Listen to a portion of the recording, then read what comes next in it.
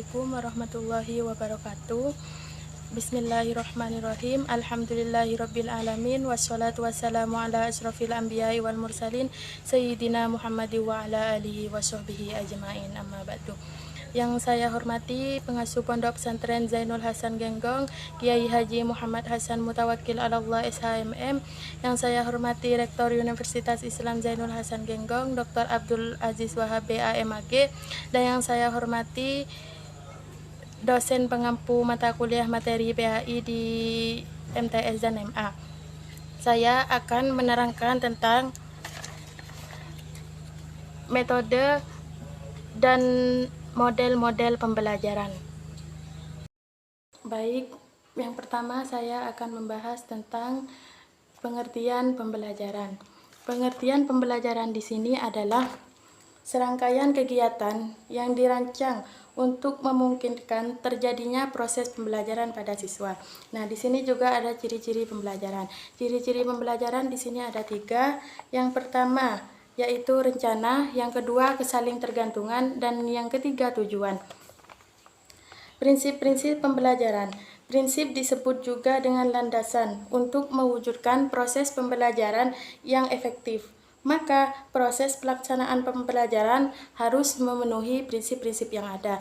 Nah, di sini banyak sekali prinsip-prinsip yang tercantum di dalamnya. Dan juga faktor-faktor yang mempengaruhi proses pembelajaran. Di sini ada 2 faktor. Yang pertama faktor internal dan yang kedua faktor eksternal. Yaitu pengertian metode pembelajaran. Metode pembelajaran di sini yaitu menyajikan materi pelajaran yang dilakukan oleh pendidik agar terjadi proses belajar pada peserta didik. Nah, faktor-faktor yang mempengaruhi metode pembelajaran di sini ada 6. Nah, yang pertama itu tujuan yang hendak dicapai, yang kedua materi pelajaran, yang ketiga peserta didik, yang keempat situasi, yang kelima fasilitas, dan yang keenam yaitu guru.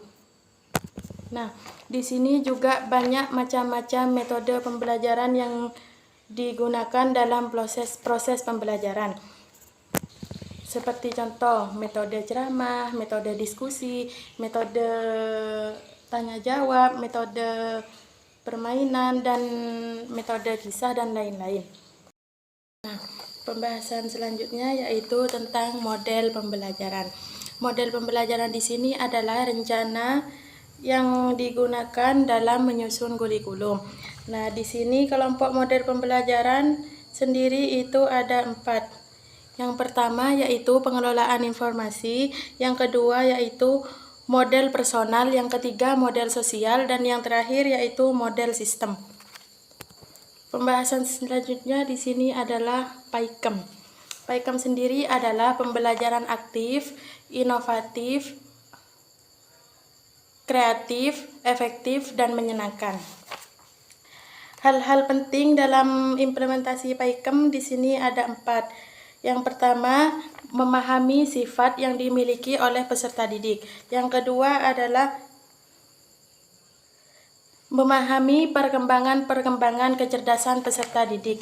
Yang ketiga adalah mengenal peserta didik, mengenal secara didik secara perorangan. Yang keempat adalah memanfaatkan perilaku peserta didik dalam pengorganisasian belajar.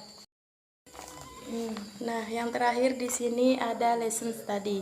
Lesson study sendiri adalah suatu model yang dikembangkan di Jepang. Di sini juga ada istilah yang harus diketahui dalam pendidikan. Yang pertama yaitu aktivitas belajar, bakat, belajar, dalil, efektif, evaluasi guru, hasil belajar, dan inovasi, dan juga lain-lain.